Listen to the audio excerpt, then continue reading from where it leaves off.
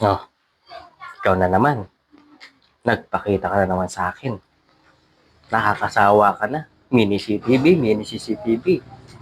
Lagi na lang. Ano ba mangyayari sa'yo? Hindi naman kita makakain.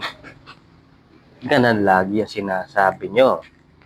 Pero basta mananakawan kayo, kailangan ko ng mini CCTV. Kailangan ko na yan. Oh, kasi nanakawan na. Kung kailang nanakawan na, saka lang kayo bibili nito. Huwag na. Huwag na kayo bumili. Hindi nyo kailangan to. Panakaw nyo nila yung mga gamit nyo. Tama yan. Tapos sisisihin nyo sa CCTV. Kasi wala ko yan. Hindi ko kasi nare-record eh. Magkano ba yan? Mga utak eh. Kung kailang disgrasya na, saka lang bibili. Eh kung bumili ka na neto noon pa.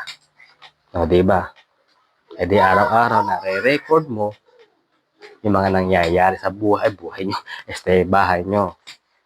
Nare-record nyo kung anong mga nangyayari, pati sa mga anak nyo. Kahit malayo ka, kitang-kita yan. Record na record yan. Ikaw lang eh. Matigas ang bungo mo. Napakamura lang nito pero di mabibili. Pero mga ibang bagay na sobrang mamahal, ayun, bili kahit maubos ang pera mo. Pero itong makakatulong sa iyo, wala. Nga. Ay, mura-mura lang naman. Mas makakatulong pa to sa inyo. Diba? Sige na, check out na. Huwag ka na mahiya.